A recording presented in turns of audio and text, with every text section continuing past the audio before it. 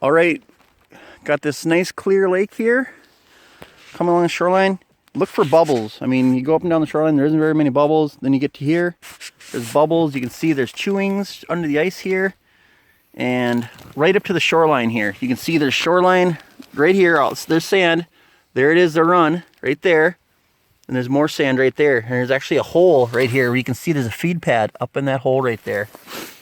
I'm not going to mess with anything in there because rats will come in here. They'll plug that hole back up so that way they can continue feeding up in here. I will probably come back and set a 110 in this run here. Here are a couple more rat runs now. You can see the bubbles in here.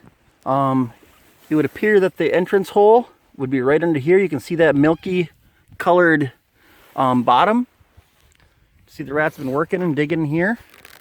This one over here is actually probably the best one I've seen in this pond. You can see all the bubbles here. Look at this milky colored bottom where the rats have been working. Look at this. You follow this trail right up here. And this, I mean, this, you couldn't get any better than this. The rats are going up in the bank up there. And they have a, you know, whether it's a feeder hut or a sleeping, you know, hut up in that shoreline, either or. This is a absolutely perfect spot to catch rats. You can see they're coming in around this side here.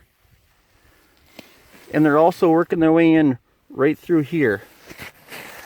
But I'm actually gonna set a couple traps in this run here today. I'm gonna set a 110 right about here. And I'm going to come back here about 2 feet and set a second 110. Definitely could pull a double in this run very, very easily.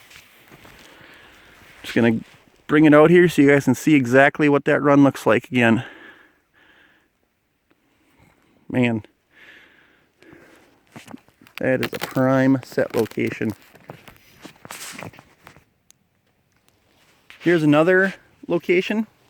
The rats actually have a couple entrance holes here. You can see they're coming through right here. They're coming up under here. There's a breather hole right there. And then here's one more for you. You can see they've been working under the ice here. There's little particles or roots floating under there where they've been digging. There's a lot of bubbles out here. I would guess there's an entrance right underneath here. See, there's a large bubble, a fresh one under the ice there.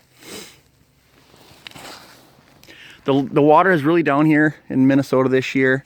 In recent years, you know, I would say it was last year. You guys, I shot a video of myself up on the shoreline right about there. There was a feeder hut, and I pulled a nice big rat out of this slough. But like I said, the water's low this year, and you know the rats got to adapt. There is no lodges or any huts on this pond this year, but bank rats are just as good, and they're actually easier to trap. So. Hope you guys enjoyed this video of how to identify what a rat run looks like. You know what, I'm just gonna shoot a short video of how I'm gonna set one of these rat runs up. I don't use a fancy stand or nothing. I know you can. If you got the money, buy them.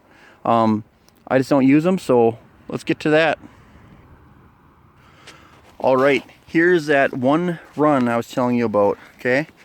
Comes right up in the shoreline right there, okay? What I've done is I just chopped a small hole here, and you can see my 110 here. So I stretch the 110 out, I'll pick it up. You can see the spring right there, okay? So I set that right on the bottom here, okay? I have my 110 wired to this stick, and I just run this stick right through the spring. And I push this over so it's nice and tight against that stick right there. Okay? And then the last thing I like to do is right in the jaw of the trap here. I like to put one more small stick. Well, you know what, I'm going to break this guy in half. There we go. I'm going to put this other small stick right in there. Okay? So now you see what I got here? Got this 110. It's nice and stable. I mean, you can buy stabilizers if that's the route you want to go. You set that 110 in there, and any rat that comes swimming from either direction is going to get caught and be floating there. if you're setting bank dens like this, I suggest that you go back and check them. You know, the first few days, check them like every 4 or 5 hours. I mean, I can leave here and come back in a half hour and there could be a rat in here. They travel so much on these runs during the daytime. So I'm going to shut this video off, set a couple more traps, and I'll maybe stop back by here in an hour and a half or so. Maybe we'll have a rat for you guys. If not, thanks for enjoying my video and watching it.